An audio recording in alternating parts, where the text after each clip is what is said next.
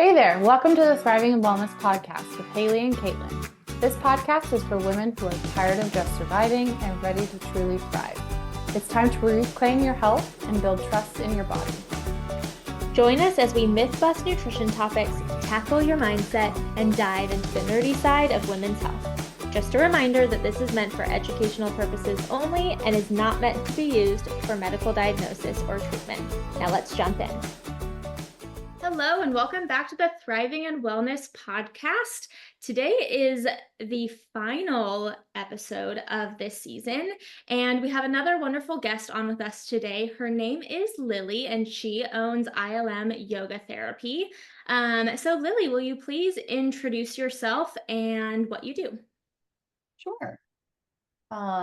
My name is Lillie, as Caitlin already suggested. I am the founder and certified yoga therapist of ILM Yoga Therapy. So as a yoga therapist, yoga therapy is a somatic or body-based therapeutic modality. So even more simply put, we are just incorporating the body with the mind in the therapeutic process. Yeah. So fascinating. So this entire season, we've been talking about all of the different factors that can influence our health aside from food, because that's what Haley and I talk about with our patients so much, but we know that there are so many other factors, and we will work with our patients with a variety of things like sleep, and we'll touch on stress management, but it's been really fun this season having a variety of guests come on and talk about how they can help patients with their health, but kind of like in all of these different angles. So will you kind of dive into a little bit more about how your practice is like similar to yoga, but it's also similar to therapy. So so yeah, just give us a little bit more of an explanation of what a patient might go through working. Yeah, of course.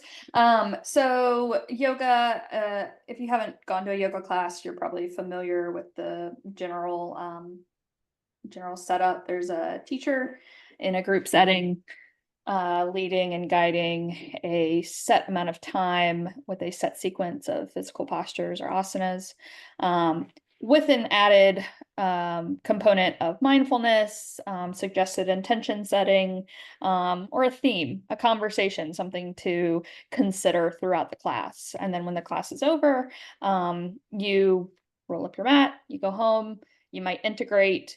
You might notice that there's, some clarity around something in your life that was otherwise feeling a little bit amuck. And from that opportunity to integrate, was yoga therapy was born. So yoga therapy came from the recognition of like, wow, there is I feel like there's so much opportunity for personal development in this place of having a regulated nervous system, in a place of being embodied, which is literally being aware of your body.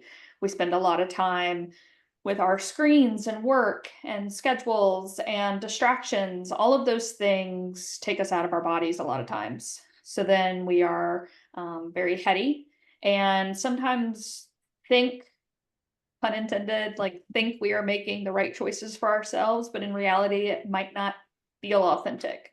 So it's that opportunity to get back to that gut instinct.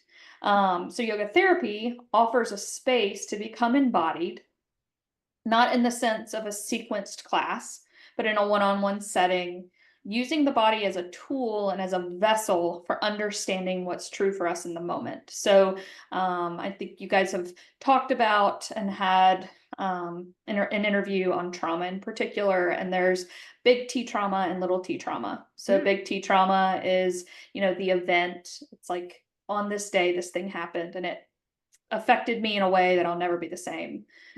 Little T trauma are the breadcrumbs of life experience that then leave us dysregulated or feeling inauthentic.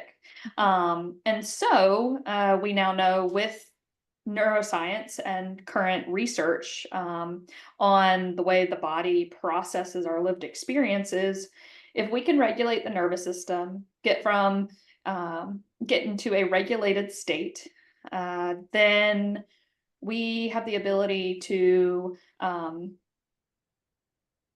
feel, see, understand ourselves more clearly, meet our needs more efficiently, and then show up in our lives in a way that feels authentic. Mhm. So that's the difference. It's building on this groundwork of this foundation of the impact of movement and well-being.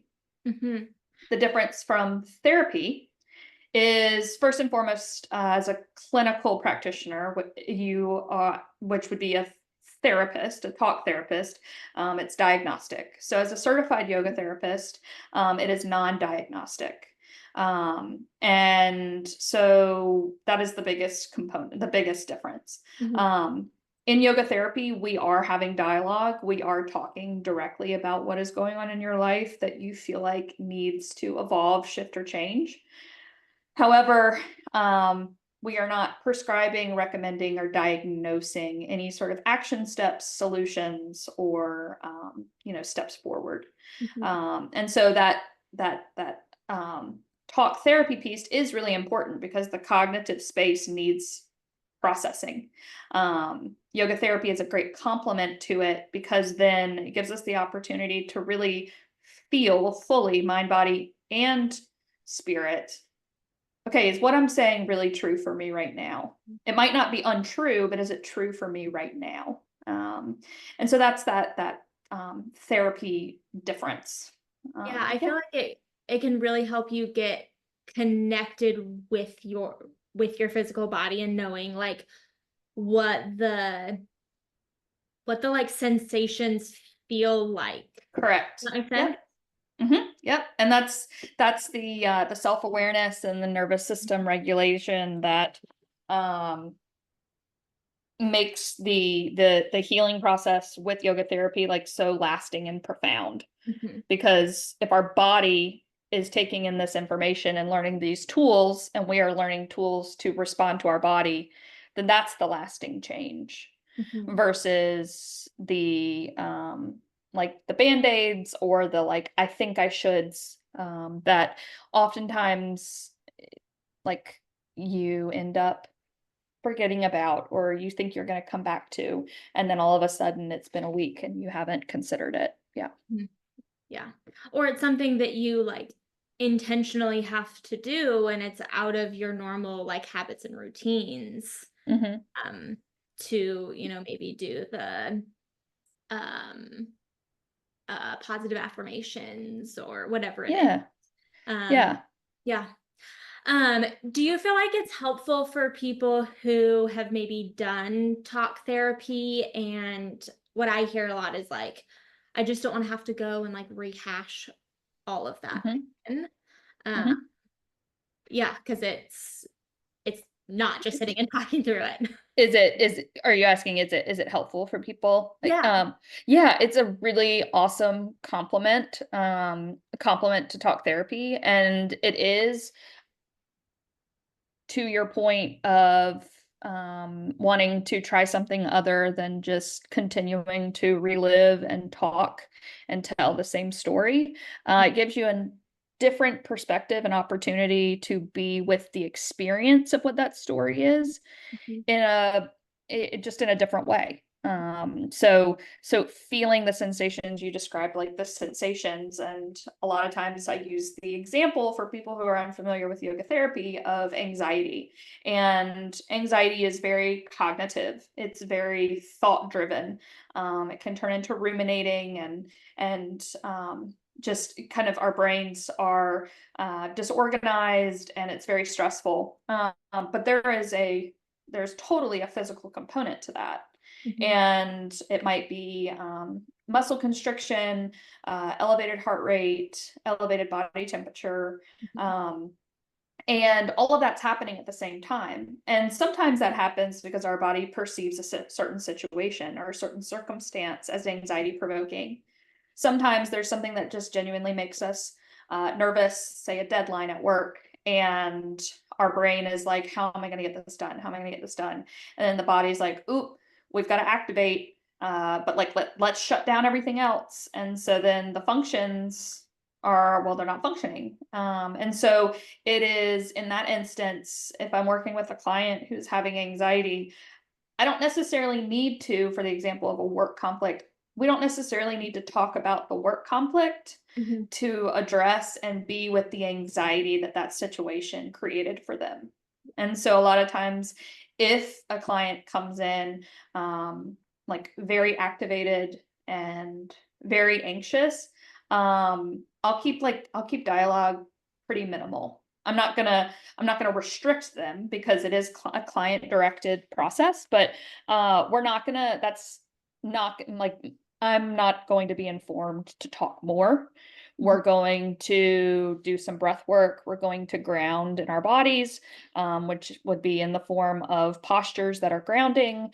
And then we're going to see what's left after we give our body a chance to disengage and engage in a regulated state.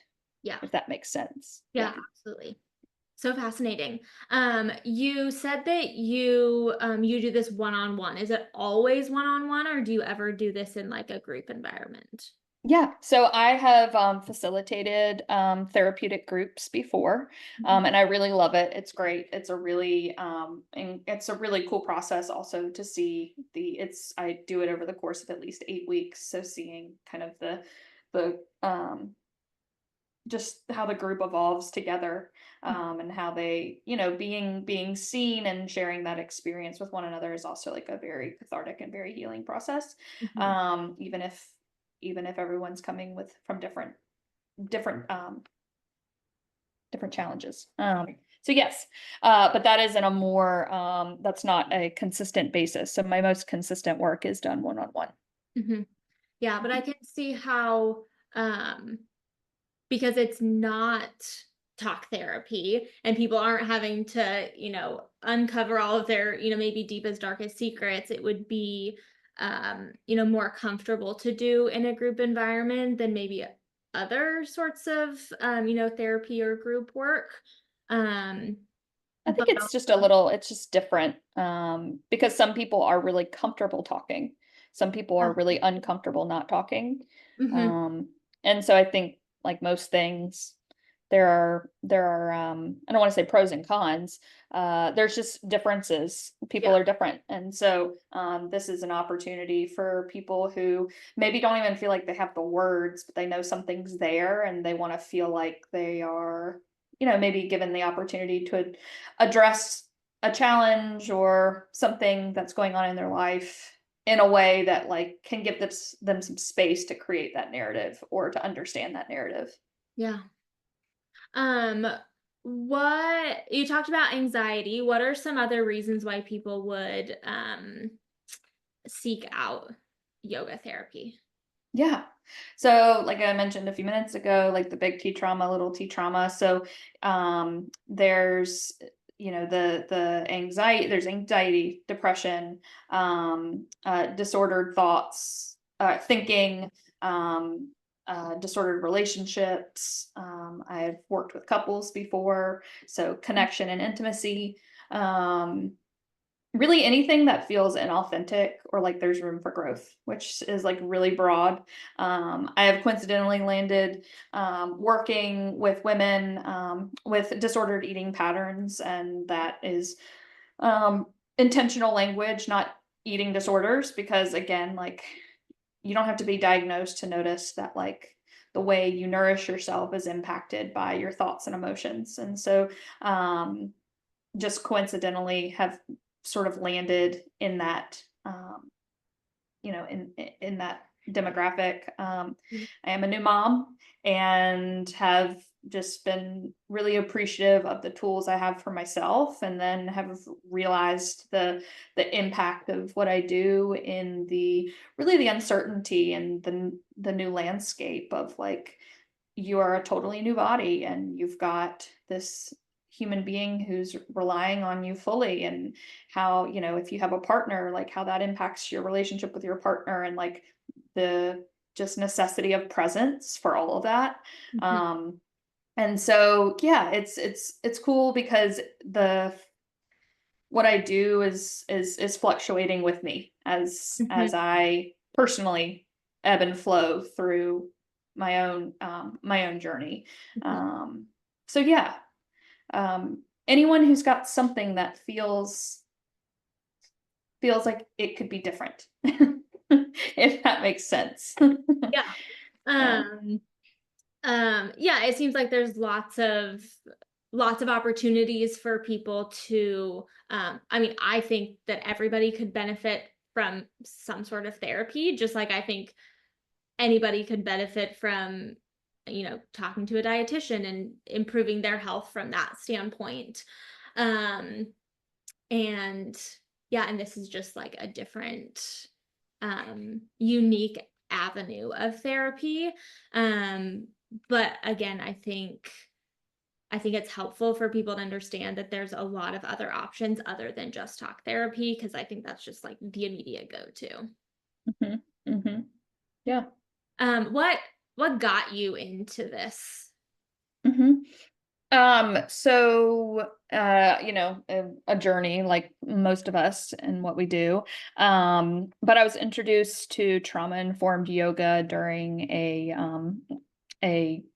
vinyasa yoga training. Mhm. And I was at a point where I was considering a shift into a mental health something, and just wasn't quite sure what felt authentic and true for me at the time.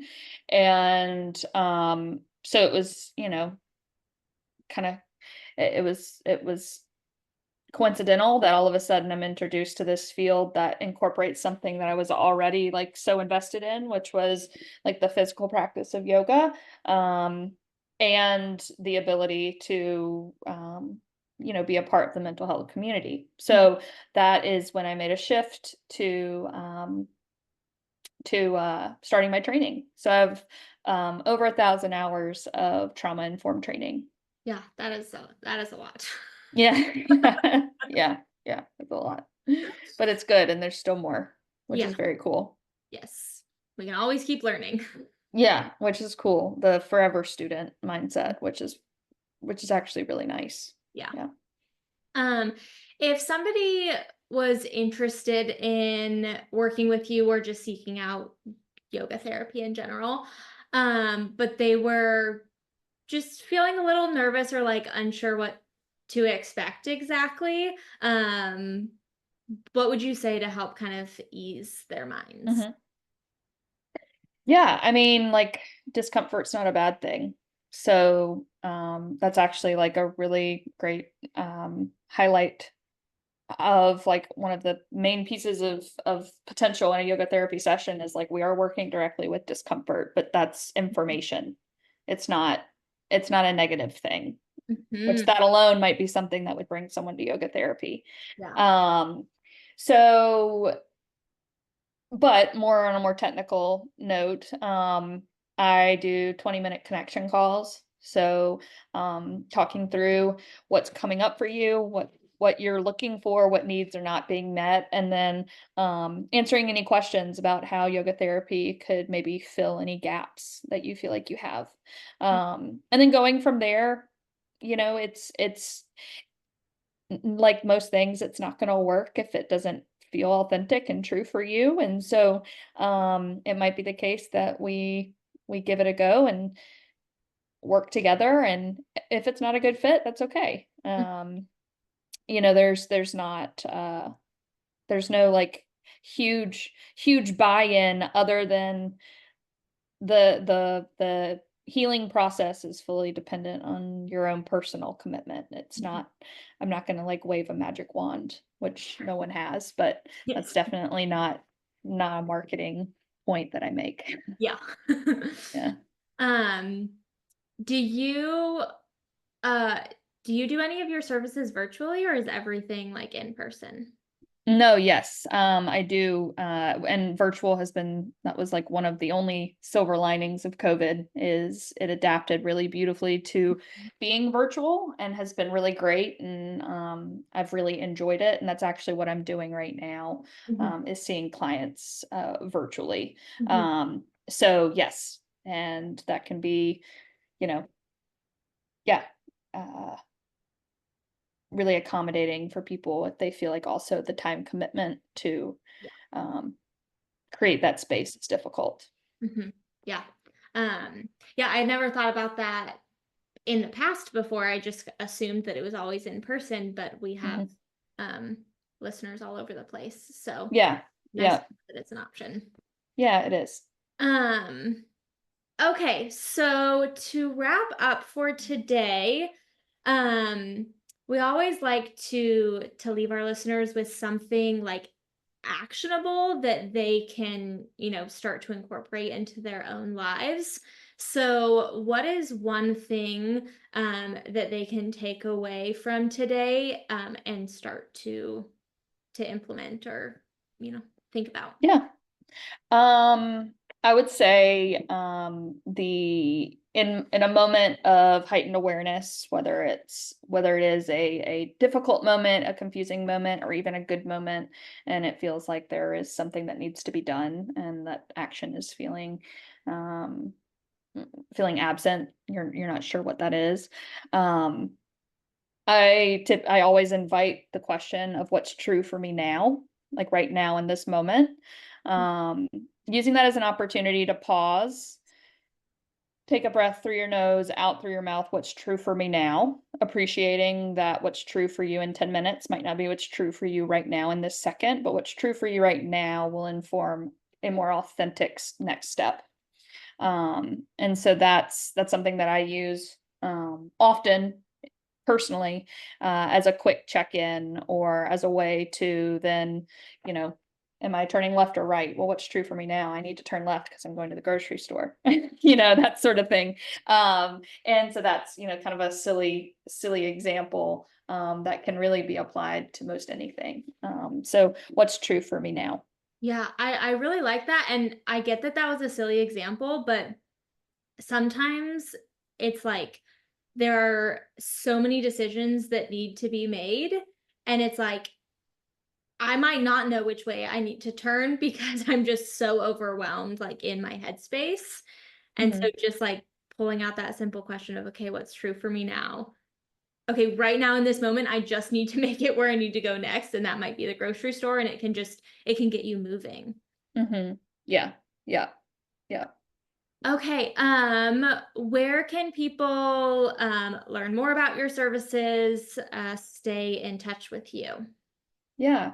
So I do have a website, ilmyogatherapy.com. But I would say you could just go straight to my inbox, Lillie at ilmyogatherapy.com.